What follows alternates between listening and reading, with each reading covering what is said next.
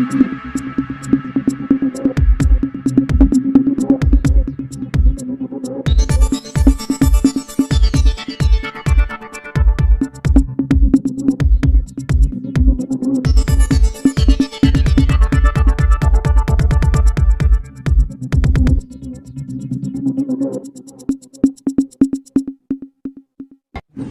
प्राध्यापक श्रावण देवरे, संस्थापक अध्यक्ष ओबीसी राजकीय आघाडी. याच ओबीसी राजकीय आघाडीतर्फे महाराष्ट्रात आम्ही काही ठिकाणी लोकसभा निवडणुकीत उमेदवार उभे केलेले आहेत. मी प्राध्यापक नारायण तातोबा काळे, माढा लोकसभा मतदारसंघामध्ये मी लोकसभेसाठी उभा आहे. माझं मूळ गाव आहे वळई, तालुका मान, जिल्हा सातारा.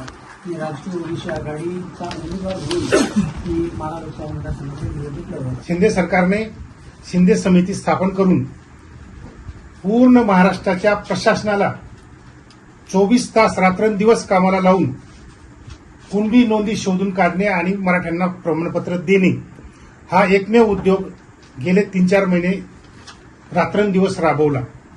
आणि शासनाचाच आदेश असल्यामुळे मग प्रशासनाने, प्रशासकीय अधिकाऱ्यांनी, कर्मचाऱ्यांनी कोटीनाटी कुणबी प्रमाणपत्र शोधून काढली, नोंदी शोधून काढल्यात. जिथं नोंदी नाही सापडल्या तिथं स्वतःच्या हातानेच कुणबी लिहिलं आणि लगेच समोरच्या माणसाला प्रमाणपत्र देऊन टाकलं. तर आज अशी परिस्थिती आहे महाराष्ट्रात, जवळजवळ 99% मराठा माणसांच्या घरामध्ये कुणबी प्रमाणपत्र पोहोचून गेलेलं आहे. त्यामुळे महाराष्ट्रात उद्यापासून जी काही नोकर भरती सुरू होईल, या उद्याच्या नोकर भरतीमध्ये हे सगळे खोटे कुणबी जे मराठा आहेत, हे सगळे खोटे कुणबी बनून, खोटे ओबीसी बनून ओबीसीच्या 27% जागा पूर्णपणे फस्त करणार आहेत आणि खऱ्या ओबीसीला, खऱ्या कुणबियाला शिपायाची सुद्धा नोकरी हे मिळू देणार नाहीत. अशी परिस्थिती महाराष्ट्रामध्ये. उद्या जर जरांगेच्या पोराने अमेरिकेतून एखादी गोरीबाई करून आणली, जरांगेच्या पोराने उद्या जर एखाद्या अमेरिकेत गेला आणि तिथून त्याने गोरी बायको करून जर आणली, तर जरांगे काय म्हणेल की ही सगळे सोयरे आहे, ही अमेरिकन बाई, या अमेरिकन बाईला भारतामध्ये ओबीसी आरक्षण मिळालं पाहिजे, ते द्यावं लागेल जर सगळे सोयरे शब्द आतमध्ये आला.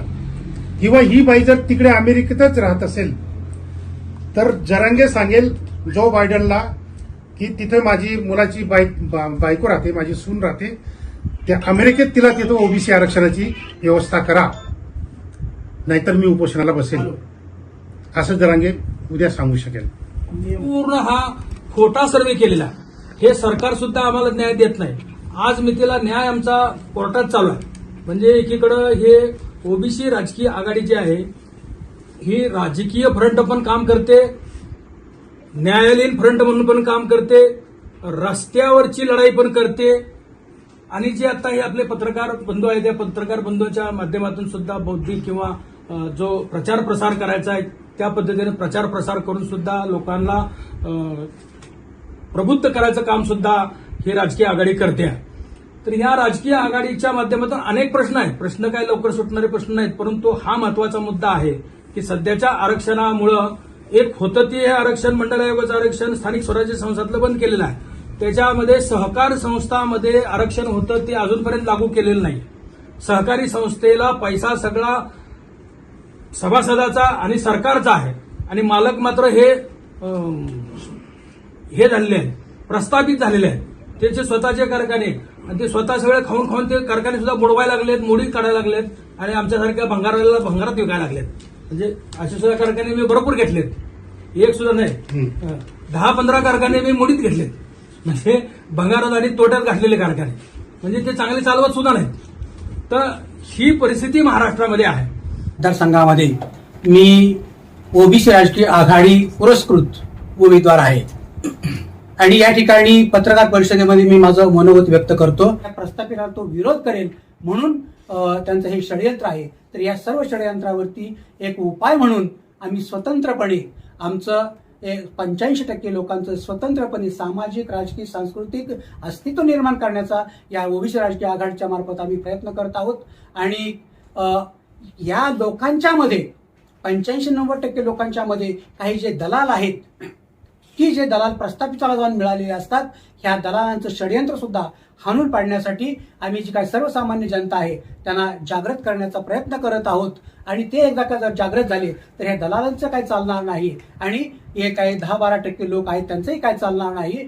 आणि लोक जे काही खरोखर प्रामाणिक कार्यक्षम असणाऱ्या लोकांना निवडून देतील, त्याची संसदेमध्ये सत्ता येईल, संसदेमध्ये येईल, प्रत्येक राज्यामध्ये सत्ता येईल आणि प्रत्येकाला न्याय मिळेल, अशा प्रकारचा आमचा प्रयत्न आहे. आणि आपल्या माध्यमातून मी आपल्याला आवाहन करतो आणि या मतदारांना, जनतेला एक विनंती करतो की एक उच्च विद्याविभूषित असलेला, एक प्रकारचे ठराविक विचारधारा घेऊन पुढे जाणारा, कार्यक्षम आणि प्रामाणिक